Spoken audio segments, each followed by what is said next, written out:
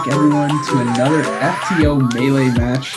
I'm the one and only Manu Singhal here with my good friend Preetham. What's up, Preetham? I'm good. How are you?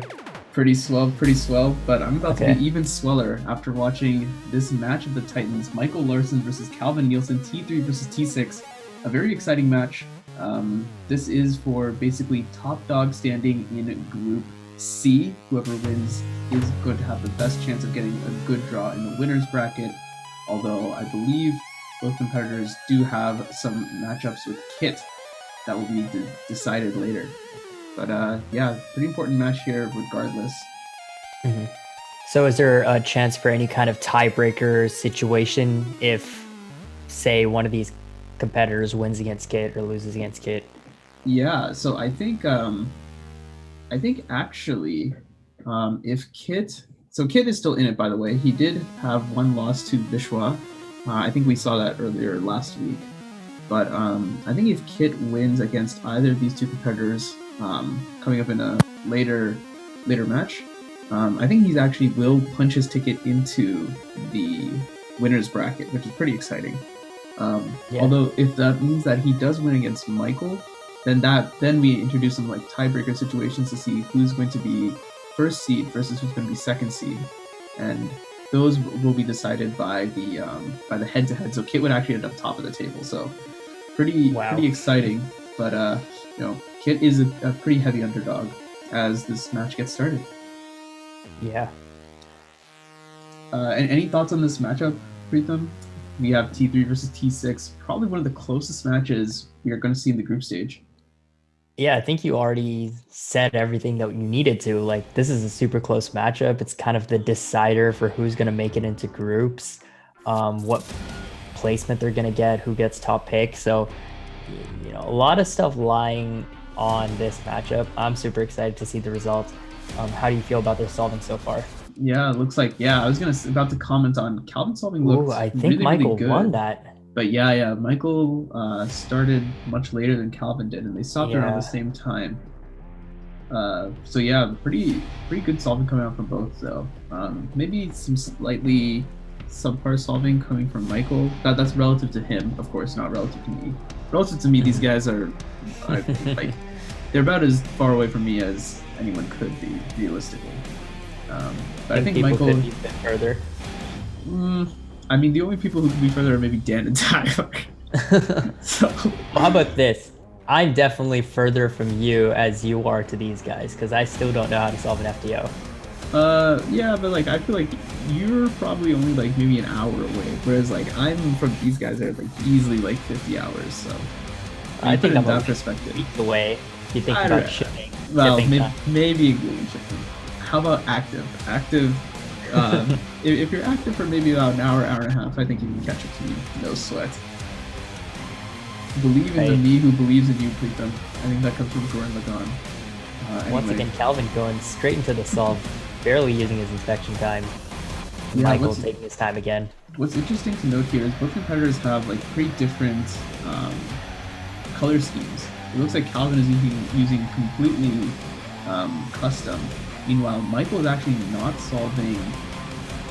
I think his color scheme is a little different because I saw him not solving white first, which is pretty interesting. But wow, Michael again.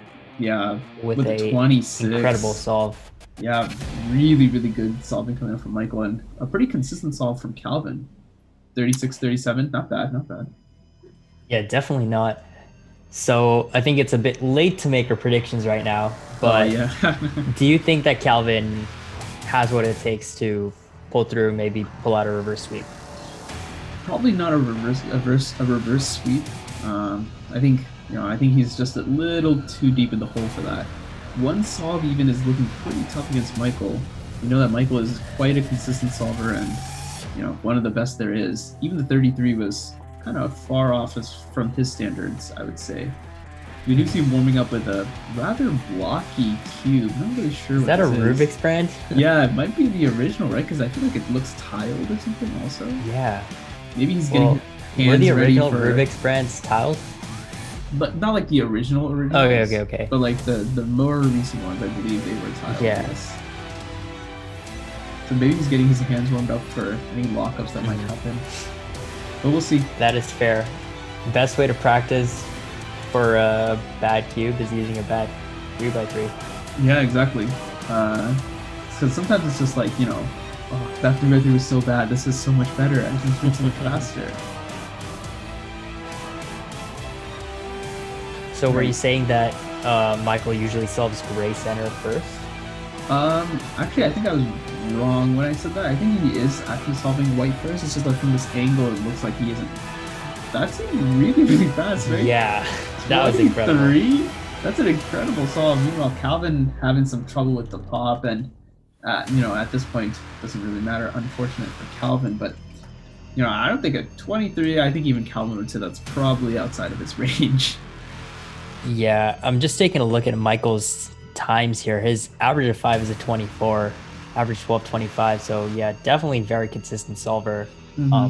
Those are his PBs, of course, but yeah, I mean, like a 23 is a really, really good solve, and I'm wondering if how warmed up he was before he started this matchup, because it seems like he's getting better every single solve by a very large margin also. So maybe if had he warmed up a little bit more, the 33 could have been the 26. He could have shifted all the times over, and he could have been getting an insane solve. But true.